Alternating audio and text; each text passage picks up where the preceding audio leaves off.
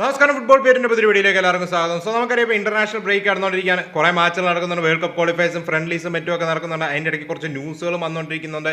So mainly ഇപ്പം രണ്ട് update പെട്ടെന്ന് പറഞ്ഞേക്കാം. ലെവൻഡോസ്കിയും അതുപോലെ തന്നെ റഫീനയും ഇപ്പോൾ എൽ ക്ലാസിക്കൊക്കെ ഡൗട്ട്ഫുൾ ആണെന്നാണ് റിപ്പോർട്ടുകൾ വരുന്നത്. സോ ലെവൻഡോസ്കിക്ക് റീസെൻ്റ്ലി ഇപ്പോൾ ഒരു ബൈസെപ് സ്റ്റിയർ ഇഷ്യൂ ഉണ്ട്. അതിനകത്ത് തന്നെ ആൾ ഔട്ടാണ്.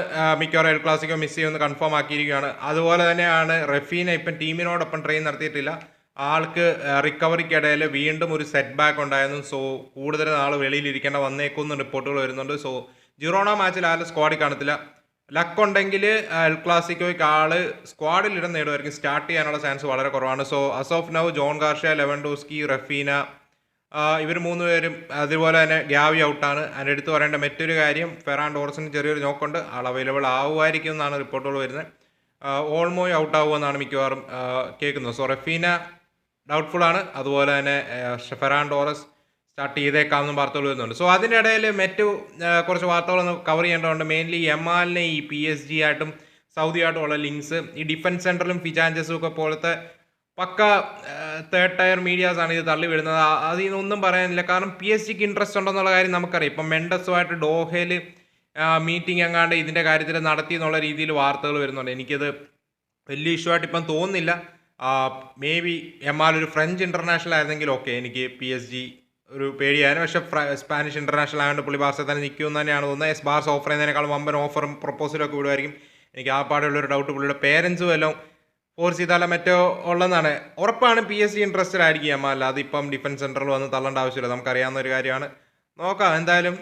I think he will stay. പുള്ളി ബാർസ വിടുന്ന ഒരു ഫീൽ റൈറ്റ് നൗ എനിക്കില്ല. അതുപോലെ തന്നെയാണ് സൗദി അറേബ്യ ലിങ്ക്സും ഒക്കെ കാണുന്നത്. അൽ ഹിലാൽ കേട്ട് അത് ഫിജാൻജസ് ആണ് തള്ളിവിട്ടിരിക്കുന്നത്. മേ ബി അവരും ഇൻട്രസ്റ്റഡ് ആയിരിക്കും. യമാലിന് അവൈലബിൾ ആവുകയാണ്, ആർക്കും ഇഷ്ടമില്ല അതല്ലേ. സോ ബാർസ എന്തായാലും എനിക്ക് തോന്നുന്നില്ല എത്ര വമ്പൻ ഓഫർ വന്നാലും കൺസിഡർ ചെയ്യുന്നു. കൂടാതെ യമാലും ഇപ്പം ഒരു മൂവ് പുഷ് ചെയ്യുമെന്ന് എനിക്ക് ഒരിക്കലും തോന്നുന്നില്ല. സോ അസ് ഓഫ് നൗ നമ്മൾ ആ കാര്യത്തിൽ ഓവർലി വറി ആവേണ്ട ആവശ്യമില്ലെന്നാണ് എൻ്റെ ഒരു പേഴ്സണൽ ഒപ്പീനിയൻ. അവിടെ നമ്മൾ ഇന്നലത്തെ കുറച്ച് ഫ്രണ്ട്ലീസും മറ്റുമൊക്കെ നടന്നിരുന്നു. ഇന്നലെ ബ്രസീലിനെ ജപ്പാൻ 3-2 തോപ്പിക്കുന്ന സിനാരിയോ നമ്മൾ കണ്ടു. സോ 2-0 ലീഡ് എടുത്തതാണ് ബ്രസീൽ ഫസ്റ്റ് ഹാഫ് തന്നെ. സെക്കൻഡ് ഹാഫിലാണ് 3 ഗോൾ കൺസീഡ് ചെയ്തത്. സോ എനിക്ക് ബ്രസീലിൻ്റെ നമുക്ക് ഓവർലി പറയേണ്ട ആവശ്യമില്ല. കാരണം നമുക്കറിയാം അത്യാവശ്യം റൊട്ടേഷനും മറ്റുമൊക്കെ ആയിട്ടാണ് പുള്ളി ഇറങ്ങിയത്. പക്ഷേ ഒരു ഇഷ്യൂ എന്നാന്ന് വെച്ചാൽ ഈ ഒരു സെൻട്രൽ ബാക്ക് പെയറിംഗ് ഉണ്ടല്ലോ, ബെറാൾഡോ ആണേലും ബ്രൂണോ ആണേലും, അത് ഈ ബ്രൂണോ എന്ന് പറയുന്ന ഈ പ്ലെയർ, ക്രസേറിയസ് എന്ന് പറയുന്ന ബ്രസീലിയൻ ക്ലബിൻ്റെ പ്ലെയർ ആണെന്ന് തോന്നുന്നു. പുള്ളീനെ മിക്കപ്പോഴും ചാൻസ് കൊടുക്കുന്നതാണ്. പുള്ളി ഒരു ഫിസിക്കൽ സ്പെസിമെനും പക്ഷേയൊക്കെയാണ്. പക്ഷേ ഈവൻ വേൾഡ് കപ്പ് ക്വാളിഫയേഷനും പുള്ളിക്ക് അവസരങ്ങളൊക്കെ കിട്ടുമ്പോൾ പുള്ളി ഭയങ്കര മിസ്റ്റേക്ക് പ്രോണായിട്ട് തോന്നിയിട്ടുണ്ട്. ഒരു ചില സമയത്തൊക്കെ ബോക്സിനുള്ളിലോട്ട് വന്ന ഒരു ഹെഡ്ലെസ് ചിക്കൻ പോലെ ഡിഫെൻഡ് ചെയ്യുന്ന ഒരു പ്ലെയറായിട്ട് തോന്നിയിട്ടുണ്ട്. സോ ഇന്നലത്തെ മാച്ചിലാണെങ്കിൽ നിങ്ങൾക്ക് കാണാം ബ്രസീൽ കൺസീഡ് ചെയ്ത ഗോളുകളൊക്കെ സെൻട്രൽ ബാക്സിന് മിസ്റ്റേക്കാണ്. അവിടെ ബ്രൂണോ എന്ത് പാസ്സാണ് അവിടെ കൊടുക്കാൻ ഉദ്ദേശിച്ചതെന്ന് അറിയത്തില്ല. അത് കാല് കിട്ടിയ ബോൾ ഒപ്പോണൻ്റെ കാലിലോട്ട് അവിടുന്ന് പാസ് ചെയ്യുന്നു. പിന്നെ സെക്കൻഡ് ഗോളാണെങ്കിലും കാലിടിച്ച് ഡിഫ്ലക്റ്റഡ് ആക്കിയിരിക്കുന്നത്, അതും ബ്രസീൽ ഡിഫൻസിൻ്റെ ഇഷ്യൂ ആയിരുന്നു. തേർഡ് ഗോൾ സെറ്റ് പീസിലൂടെയാണ് അവരടിക്കുന്നത്. സോ 3-2 കംബാക്ക് എടുത്ത് പറഞ്ഞു. വലിയ പറയേണ്ട കാര്യമില്ല. പക്ഷേ ബ്രസീലിൻ്റെ ഒരു ഇഷ്യൂ ആയിട്ട് തോന്നുന്നത് ഈ ബ്രസീലിയൻ ലീഗിലുള്ള പ്ലേയേഴ്സിന് അവസരങ്ങൾ കൊടുക്കണം, വേണ്ടെന്നല്ല. പക്ഷേ ഇന്നലെയാണ് full backs Carlos Augusto back four സിസ്റ്റത്തിൽ ഞാൻ കാർലോസ് ഓഗസ്റ്റോ വരുമ്പോൾ ഒരു ഗെയിം ചേഞ്ചർ ആയിരിക്കും, അതാ കുറച്ചുകൂടെ ബെറ്റർ ആവുമെന്നാണ് ഓർത്തത്. പക്ഷേ he was struggling in back four. അതുപോലെ തന്നെ ഹെൻറിക്ക് എന്ന് പറയുന്ന വാസ്കോഡോ ഗാമയുടെ പുള്ളിയായിരുന്നു റൈറ്റ് ബാക്കായിട്ട് കളിച്ച. He was really bad. ഉള്ള പറയും റിയലി ഇവർ രണ്ടുപേരെയും പൊസിഷനിങ് വളരെ മോശമാണ്. നിങ്ങൾക്ക് ഇപ്പം കാണാൻ ഭയങ്കര ഓപ്പൺ ആയിരുന്നു വൈഡ് ഏരിയാസ് ബ്രസീലിയൻ നാഷണൽ ടീമിൻ്റെ. സോ ബ്രസീൽ കൺസിഡർ ചെയ്യേണ്ട ഒരു കാര്യം ഇതാണ്, ഫുൾ ബാക്ക് സിനാരിയോ എത്രയും പെട്ടെന്ന് സോർട്ട് ഔട്ട് ചെയ്യുക. അവരെ കൊണ്ട് അഗ്രസീവ്ലി ജമ്പ് ചെയ്യിക്കണം. മേ ബി കാർലോ ആൻസോട്ടി കുറച്ചുകൂടെ ഡിഫൻസീവ് അപ്രോച്ച് എടുപ്പിക്കുമായിരിക്കും. ഐ തിങ്ക് വാൻഡർസൺ, വെസ്ലിയൊക്കെ പോലത്തെ പ്ലേയേഴ്സ് തിരിച്ചു വരുന്നതും മേ ബി കുറച്ചുകൂടെ ബെറ്റർ ആയിരിക്കും. Again South Korea they were better. Maybe South കൊറിയക്കാരും കുറച്ചുകൂടെ ബെറ്റർ ആയിട്ട് കളിക്കുന്ന ടീമാണ് ജപ്പാൻ. പക്ഷേ സെക്കൻഡ് ഹാഫിൽ പലപ്പോഴും ബ്രസീലിന് ലീഡ് ഉയർത്താനുള്ള അവസരങ്ങളുണ്ട്. Offensively Brazil are going to score goals, ആ കാര്യത്തിൽ ഡൗട്ടില്ല. ഡിഫൻസീവ്ലി ഒന്ന് സോർട്ട് ഔട്ട് ചെയ്താൽ മതി. ബട്ട് ഗബ്രിയേൽ മാർക്യൂനസ്, അതുപോലെ തന്നെ എടുത്തു പറയേണ്ട കാര്യമാണ് ഇപ്പം നോട്ടിംഗം ഫോറസ്റ്റിൻ്റെ മുറിയിലോ ഉണ്ട്, ഏട്ടർ മിലിട്ടോ, ഇവരൊക്കെ റെഗുലർലി സ്റ്റാർട്ട് ചെയ്യുവാണെങ്കിൽ കാര്യങ്ങളൊക്കെ ആയിരിക്കും. പക്ഷേ ഈ ബ്രൂണോ പിന്നെ ബെറാൾഡോ എന്തുകൊണ്ട് ഡിഫൻസീവ്ലി സ്ട്രഗിൾ ചെയ്യുന്ന ഒരു പ്ലെയർ ആണെന്നും ഇന്നലെ ക്ലിയർലി വിസിബിൾ ആയിരുന്നു. So may be Bruno Beraldo പരീക്ഷണങ്ങൾ വേൾഡ് കപ്പിലൂടെ, എന്തായാലും വേൾഡ് കപ്പ് വന്നുകൊണ്ടിരിക്കുകയാണ്. സോ ഇപ്പോൾ എല്ലാവരെയും ടെസ്റ്റ് ചെയ്യാനായിട്ട് പറ്റിയ അവസരമാണ്. പക്ഷേ ഈ ബ്രൂണോ ബെറാൾഡോ എനിക്ക് അറിയത്തില്ല, ബട്ട് ഈ ബ്രൂണോ പോലത്തെ പ്ലേയേഴ്സിനെയൊക്കെ ആ സ്ക്വാഡിൽ ഉൾപ്പെടുത്തണം. അല്ലാതെ എത്രയോ യൂറോപ്പിൽ കളിക്കുന്ന എത്രയോ നല്ല ബെറ്റർ ഓപ്ഷൻസ് ഉണ്ടല്ലേ. ബ്രസീലിയൻ ലീഗ് കളിക്കുന്നു, അവിടുന്ന് പ്ലേയേഴ്സിനെ കയറ്റണം എന്ന് ഉള്ള നിർബന്ധം കൊണ്ട് കയറ്റാതിരിക്കുക. റൈറ്റ് ആയിട്ടുള്ള ഡിസേർവിംഗ് ആയിട്ടുള്ള പ്ലേയേഴ്സിന് അവസരങ്ങൾ കൊടുക്കുക.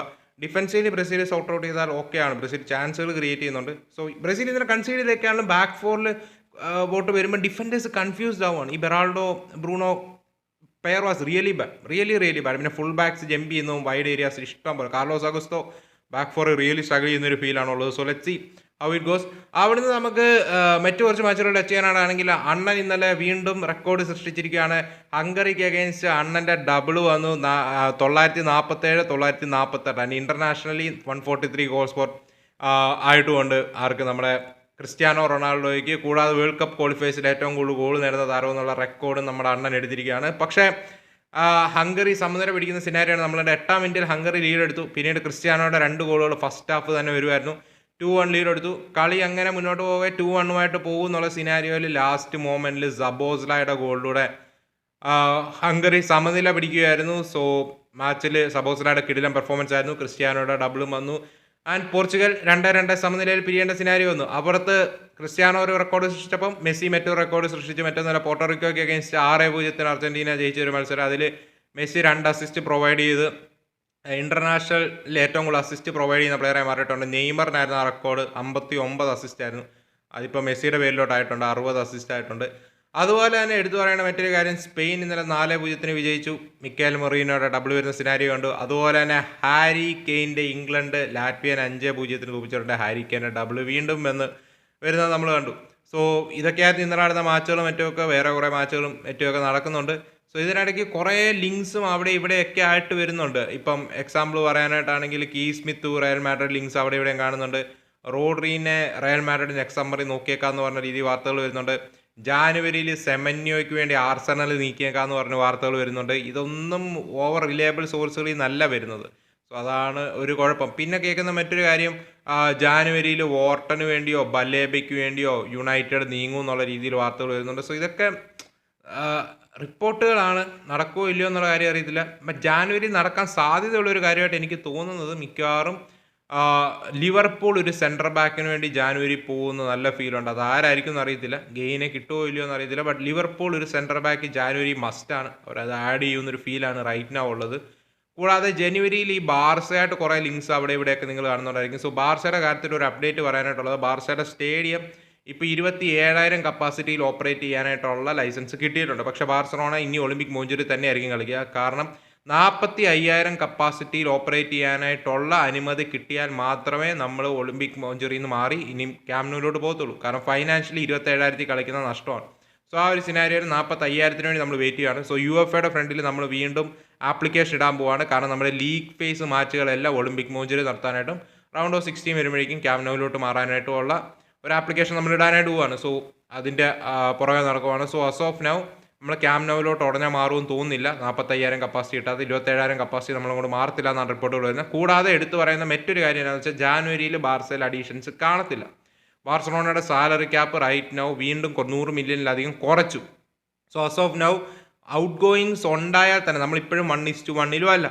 സോ ഔട്ട് ഗോയിങ്സ് ഉണ്ടായാൽ തന്നെ അതിൻ്റെ സ്പെൻഡ് ചെയ്യാൻ പറ്റുന്ന റേഷ്യോ വളരെ കുറവായിരിക്കും. സോ അഥവാ നമ്മൾ ജാനുവരിയിൽ ഒരു പ്ലെയറിനെ സാക്രിഫൈസ് ചെയ്ത് അഡീഷൻസ് നടത്താനായിട്ട് പ്ലാൻ ചെയ്താലും നമ്മൾ സാക്രിഫൈസ് ചെയ്യുന്ന പ്ലെയറിൻ്റെ മേ ബി പകുതി പോലും നമുക്ക് യൂസ് ചെയ്യാൻ പറ്റത്തില്ല. വെച്ചാൽ നമ്മൾ 50 മില്യൻ്റെ സെയിൽ നടത്തി 25 മില്യൺ പോലും ഓഫ് നൗ യൂസ് ചെയ്യാൻ പറ്റുമോ എന്ന് അറിയത്തില്ല. അല്ലെങ്കിൽ അമോർട്ടൈസ് ചെയ്യുമ്പോൾ യൂസ് ചെയ്യാനായിട്ട് സാധിക്കും, പക്ഷേ ഈസി ആയിരിക്കത്തില്ല. സോ അതിനാൽ തന്നെ ജാനുവരിയിൽ ഒരു അഡീഷൻ നടത്തുക, ജാനുവരി നമ്മുടെ ക്ലബ്ബിൽ നിന്ന് ഒരു പ്ലെയർ പോവുക, അതൊന്നും നടക്കാൻ പോകുന്ന ഒരു കാര്യമല്ല. സോ നമ്മൾ ജാനുവരിയിൽ അഡീഷൻ നടത്തുമോ അത് ചെയ്ത ക്വസ്റ്റ്യൻസ് ഒക്കെ ഉണ്ട്, അതിനുള്ള സാധ്യത ഇപ്പം കാണുന്നില്ല.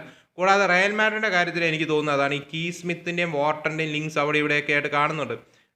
പക്ഷേ എനിക്ക് പറയാനായിട്ടുള്ളത് എന്താണെന്ന് വെച്ചാൽ, റയൽ മാഡ്രിഡ് മേ ബി ഈ ഓപ്പർച്യൂണിറ്റി വരുവാണ് ജാനുവരിയിൽ വെച്ചൊരു പ്രീ അഗ്രിമെൻറ്റിൽ എത്താൻ സാധിക്കുവാണ്, അല്ലെങ്കിൽ കീ സ്മിത്തിൻ്റെ ഒരു ഓപ്പർച്യൂണിറ്റി അവൈലബിൾ ആവുകയാണെങ്കിൽ ചിലപ്പോൾ അവർ ചാടി വീഴും. പക്ഷേ റയൽ മാഡ്രിഡിൻ്റെ റീസെൻറ്റ് ഹിസ്റ്ററി വെച്ച് അവർ ജാനുവരിയിൽ അഡീഷൻസ് നടത്താനുള്ള സാധ്യത വളരെ കുറവാണ്. സോ ബാർസ ആണെങ്കിലും റയൽ ആണെങ്കിലും ടു ആൻ എക്സ്റ്റെൻറ്റ് അത്ലറ്റിക് ആണെങ്കിലും മേ ബി നെക്സ്റ്റ് സമ്മർ മൂവ്സിനെ നോക്കിയാൽ ഈ ജാനുവരിയിൽ ഈ 3 ക്ലബ്സിൽ അധികം അഡീഷൻസ് കാണുമെന്ന് ഇപ്പോൾ ഒരു ഫീലില്ല.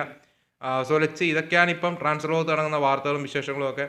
സോ നിങ്ങൾക്ക് എന്താണ് ഓവറോൾ പറയാനായിട്ടുള്ളതെന്ന് പറയാം. അപ്പോൾ നമുക്ക് മറ്റൊരു വീഡിയോ കാണാം. അതുവരേക്കും ബൈ.